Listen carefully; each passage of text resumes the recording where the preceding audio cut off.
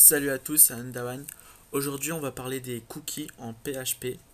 Donc, un cookie, c'est un fichier texte qui est stocké sur votre PC et qui contient une information. Enfin, nous, quand on pense cookie, on pense à ce qu'on voit sur enfin, ce qu'on a sur des sites web qui contiennent des informations, mais c'est un fichier texte en réalité qui est anodin, qui ne peut rien faire de malsain. C'est pas un virus, rien de tout ça. C'est juste un fichier texte. Même si certains peuvent vous traquer, c'est un fichier texte à la base. Donc, par exemple, là on voit que j'ai pas de cookies, mais un cookie. Par exemple, on va aller sur YouTube.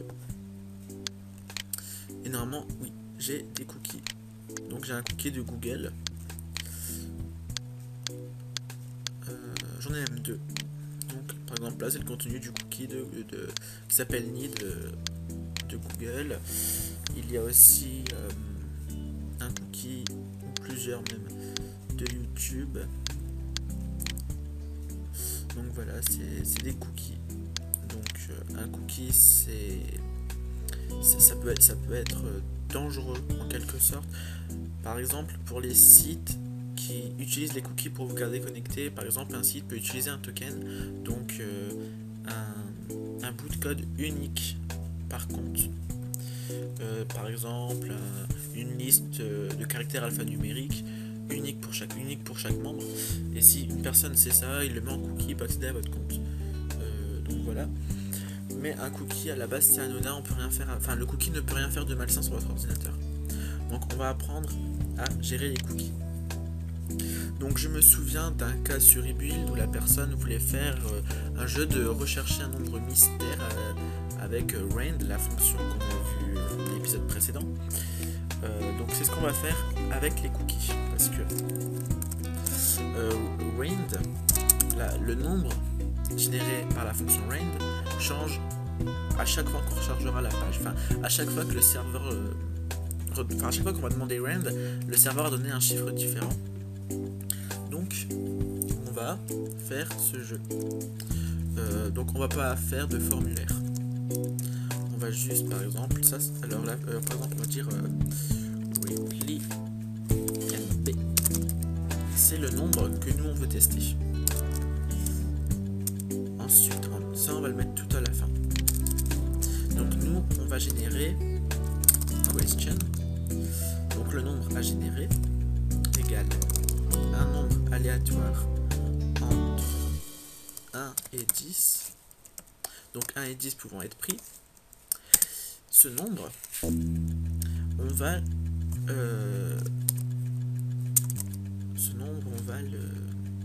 comment dire, non, on va regarder si un cookie existe plutôt avant. Cookie.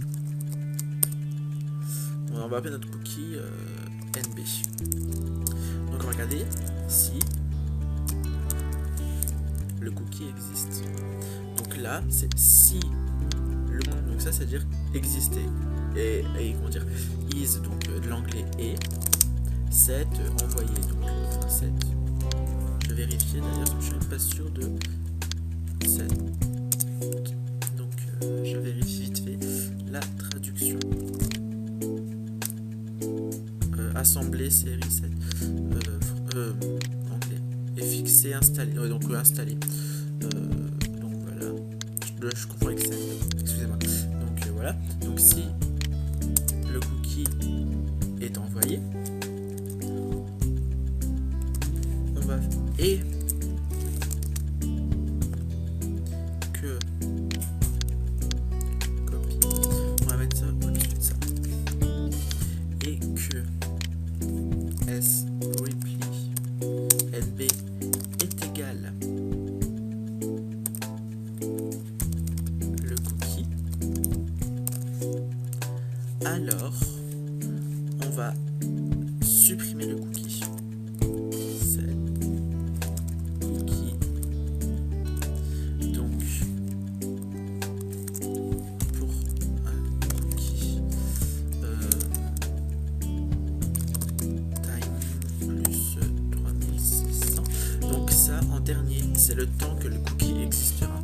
Time, c'est le nombre de secondes qui s'est écoulé depuis création d'internet, je crois, ou de Unix plutôt, c'est vrai, de Unix à maintenant. Et ça, c'est on ajoute 3600 secondes à ça. Donc le cookie sera valide 3600 secondes après. Donc comment dire, enfin je sais pas comment expliquer. Disons que depuis la création d'internet, il y a un nombre depuis la création d'Unix, un certain nombre de secondes a été fait. C'est passé. En milliards si je me trompe pas, ou plusieurs millions. Et voilà, et là on ajoute 3600 depuis ça. Et en fait, tant que le nombre de secondes depuis la création d'Unix n'a pas dépassé 3600 à partir de ce qu'on l'a généré, donc 1 heure, ça restera. Donc ça reste 1 heure en fait. C'est un système de soustraction un peu simple, mais faut comprendre. Ici, c'est le nom du cookie en tout premier. Donc nous on l'appelle NB. Ici, c'est la valeur qu'on veut donner au cookie. La valeur donnée au cookie sera vierge. Et d'ailleurs, on met même pas de temps parce qu'on supprime le cookie. Et on va afficher bravo, tu as trouvé le nom. Et on n'oublie pas le point virgule. Sinon, dans tous les autres cas,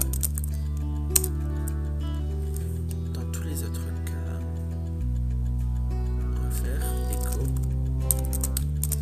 Désolé, ce n'est pas le bon nombre. Voilà, et le cookie, on va l'envoyer en fin de compte.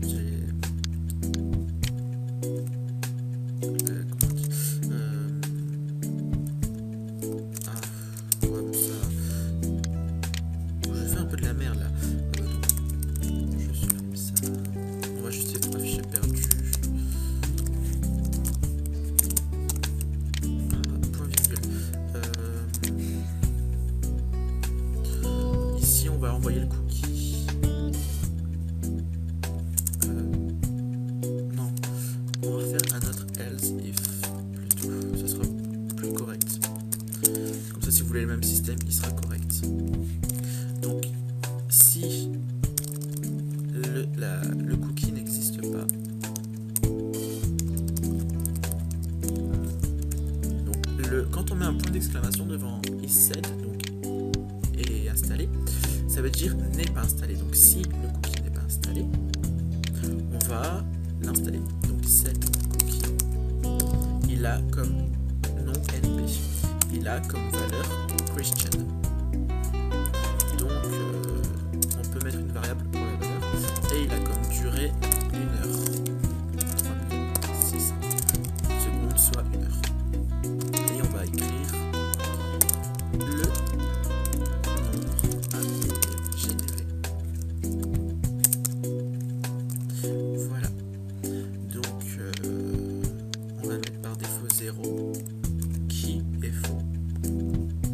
On va aller sur la page. Le nombre, bon là il y a des erreurs d'accent, c'est normal. Donc le nombre a été généré.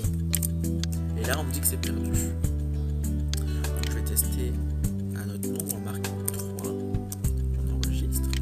On y retourne. Toujours perdu. Je vois mon cookie qui a été envoyé. Localhost cookie NB. C'était le nombre 7, contenu 7. Mais quand on voit ça, donc le cookie il a vraiment été envoyé, il est valide jusqu'à, voilà, 1 heure après. Donc je le fais dimanche 31 à minuit 11 ce tutoriel, et il est valide jusqu'à 1h11. Donc, pour pas qu'on voit la valeur du cookie, on va le crypter. Pour ça je vais vous apprendre deux nouvelles fonctions. Donc question, on va ça, question égale à, que je ne dis pas de bêtises, h, ensuite md5. On peut mettre seulement un md5, mais on peut le décrypter très facilement. Donc on va hacher aussi le code, enfin la chaîne de caractères, enfin le chiffre. Donc là en fait notre variable sera codée comme un mot de passe. Ensuite, ça va être haché. Comme ça sera impossible de récupérer le chiffre. Et là, ici, on va aussi le faire pareil. Repli nb h md5 et c'est repli. Donc là, les deux chaînes de caractères, si le nombre ici, nombre de questions et de repli nb sont identiques, là ça aura exactement la même chaîne de caractères. Donc on va effacer notre cookie. Car donc j'ajoute ça. Donc je vais remonter la page pour effacer le cookie. Donc j'ajoute ça enfin. Voilà. Donc là, ce qui va se passer, c'est qu'on va avoir un cookie crypté quand il va être supprimé. Donc il n'y a pas de fois que j'ai vérifié. Donc là voilà. Je pense que... Oh, excusez-moi, vous avez une personne charmante sur Skype. Je pense que j'ai inversé MD5 et H. Je crois que ça doit pas être mis dans le bon ordre. Parce que des fois, il y a des ordres précis et je ne les connais pas tous. D'ailleurs, c'est même pas H. Je crois que c'est chat. Oui, donc c'est un algorithme de oui. Donc je suis désolé, c'est pas H, c'est chat. On va réinverser. Je sais pas où est-ce que j'avais la tête. J'ai marqué H parce que moi c'était H, mais non c'est chat, hein, le H pour hacher un nombre. Donc voilà. Donc le cookie va être supprimé. On va supprimer ce qui supprime le cookie enfin. Et voilà. Donc là normalement notre cookie est crypté. Et il n'a pas de valeur. Sympa. Pourquoi il n'a pas de valeur? Pourquoi n'a-t-il pas de valeur?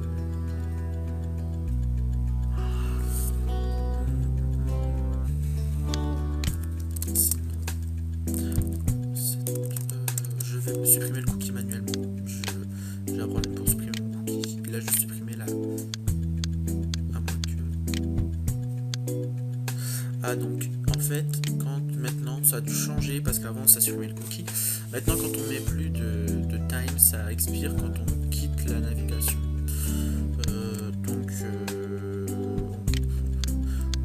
On va mettre une valeur par la suite, une valeur négative. Enfin 0 au pire. Comment on va bloquer. Voilà. Et on ferme. On actualise. Et on va les autoriser à partir de maintenant. Comme ça. Voilà. On vérifie si notre cookie a bien été généré et crypté. Toujours pas. Pourquoi? Je fais une pause, je regardais pourquoi mon cookie a ce problème. Je reviens tout de suite. Me revoilà. Donc j'ai trouvé le problème. En fait, mon cookie reste affiché dans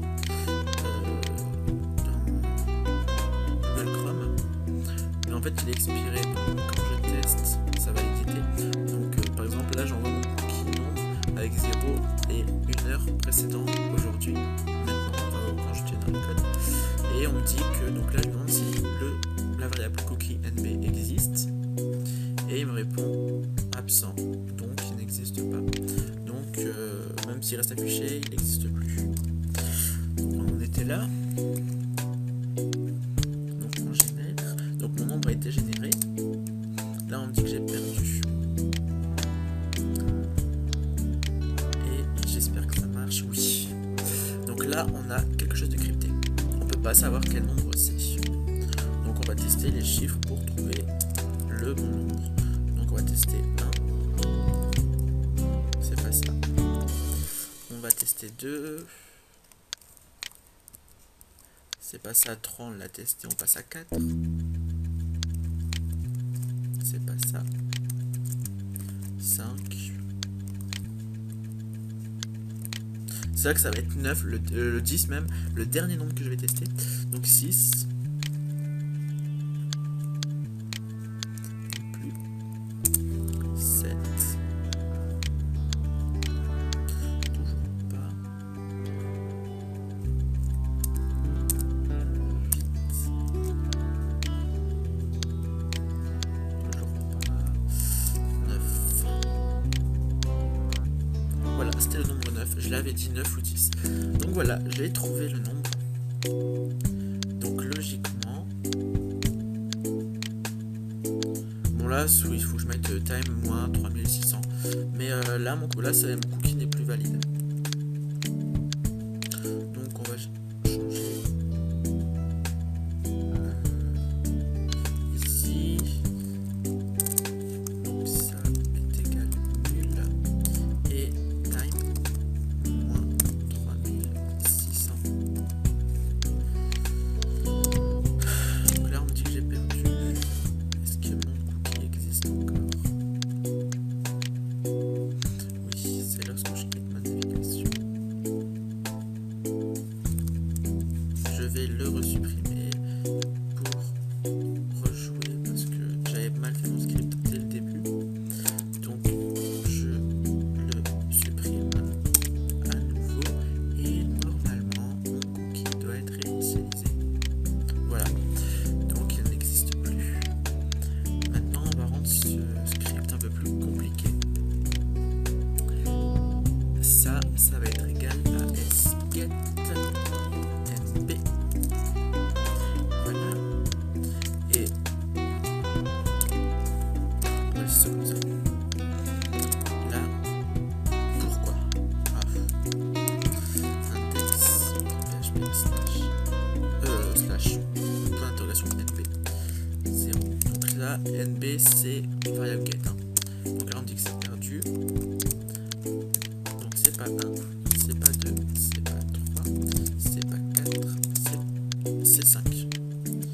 Voilà, je remets 0. Mon nombre a été généré. Si je mets 0, ça a marqué perdu par la suite. Je peux mettre n'importe quel chiffre. Donc c'est pas 1, c'est pas 2, c'est des 3. Donc ensuite, je vous l'ai dit, tout est crypté. Donc moi j'utilise ma barre d'URL pour changer ma variable get. On peut utiliser par exemple un formulaire pour le jeu, le vrai jeu que... D'ailleurs je regardais qui est-ce qui m'a demandé ça. Ça doit être dans ma barre de notification sur iBuild. C'est Electro. Donc voilà. Donc Electro, j'espère t'avoir aidé dans ce code. Donc on va le revoir tous ensemble. Donc on commence. Deuxième ligne, parce que la première on va pas la compter. Bah quoi. Première ligne, on dit que c'est du PHP. Deuxième ligne, je donne à ma variable question un nombre aléatoire entre 1 et 10. Ma variable question est égale à un hash crypté. Hash, donc comment dire, par exemple, je vous explique comment fonctionne un hash. On va dire que j'ai ça. Ça, c'est mon nombre crypté. Un hash, ça va supprimer une partie et en garder qu'une autre partie. Comme ça, c'est impossible qu'on puisse décrypter. Donc voilà. Donc un hash crypté de ma variable question. Ensuite, reply est égal à ma variable get appelée nb. Cette variable reply nb est égal à un hash crypté de la même façon que ma question de ça. Donc si ces deux sont identiques, ça va renvoyer la même chaîne de caractères.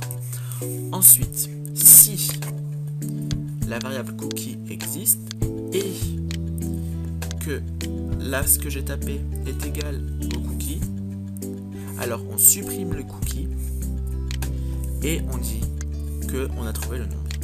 Sinon, si le cookie n'existe pas, on va envoyer un cookie avec comme valeur le nombre aléatoire choisi, enfin généré aléatoirement, pour une durée de 1 heure. Parce que faut pas 1 heure pour trouver, faut pas une heure ouais, pour trouver un nombre entre 1 et 10. On peut changer le nombre de secondes, on peut mettre 1 milliard si on veut. Mais une heure, pour moi ça suffit. Ou alors on met rien du tout et c'est valide jusqu'à ce qu'on quitte le navigateur. Si j'ai bien compris le fonctionnement. Donc ensuite, on affiche que le nombre a été généré. Sinon, si le nombre n'est pas bon, si la variable cookie existe, on dit que c'est perdu parce que la variable n'est pas bonne, n'est pas égale à ce que l'on avait, à ce que l'on a, ce qu'on demande plutôt, n'est pas égal au nombre généré crypté. Donc j'espère que ça vous aura aidé. Pour Electro, je vais t'apprendre quelque chose en parallèle. Pour éviter qu'on entre n'importe quoi, il faudra protéger ta variable get. Par exemple avec add slash voilà.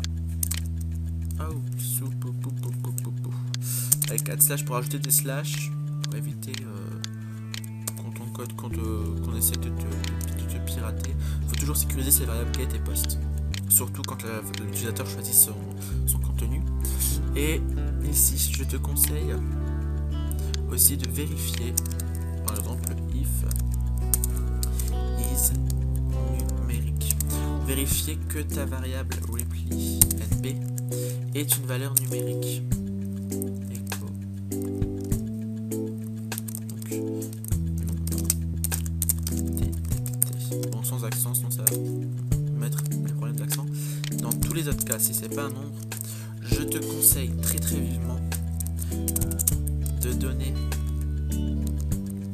à cette variable contenant la variable get quelque chose, de la rendre plutôt nulle. Comme ça, il n'y aura plus de soucis que l'utilisateur va rentrer.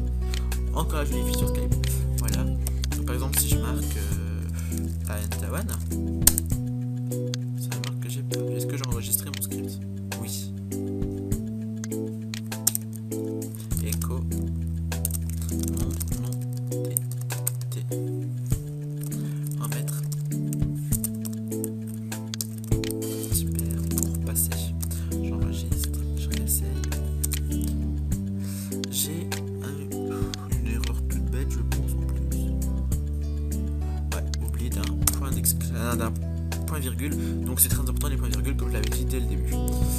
Voilà, donc là, nombre non détecté perdu. J'entre un nombre 0. Pourquoi mon... Ah non, en fait ça marche pas tout de suite. Ça marche à partir d'ici. Parce que ici c'est codé et donc ce n'est plus un nombre, c'est une chaîne de caractères cryptés. Je réessaye, nombre détecté, je remarque AN, nombre non détecté. Donc voilà, j'espère avoir répondu à ta question Electro. Donc j'ai vu que j'ai eu 24 vues au moment où je poste cette vidéo. Donc mon objectif de 20 vues a été atteint. Bon bah je vais continuer de faire ça étant donné que ça marche. Donc le prochain objectif c'est 25 vues, 5 de plus. 25 vues.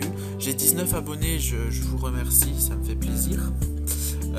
N'hésitez pas à liker la vidéo si vous avez aimé, si vous trouvez que c'est intéressant, que c'est utile. N'hésitez pas à laisser un commentaire si vous n'avez pas compris un passage, si vous avez des remarques à faire ou des conseils à me donner. N'hésitez pas à vous abonner si vous ne l'êtes toujours pas, parce que s'il y a 25 vues, qu'il y a 19 abonnés, c'est qu'il y en a qui ne sont pas abonnés. Donc n'hésitez pas à vous abonner pour être au courant de toutes mes nouvelles vidéos. Et n'hésitez surtout pas à envoyer un message privé pour me donner des conseils ou des idées pour mes cours.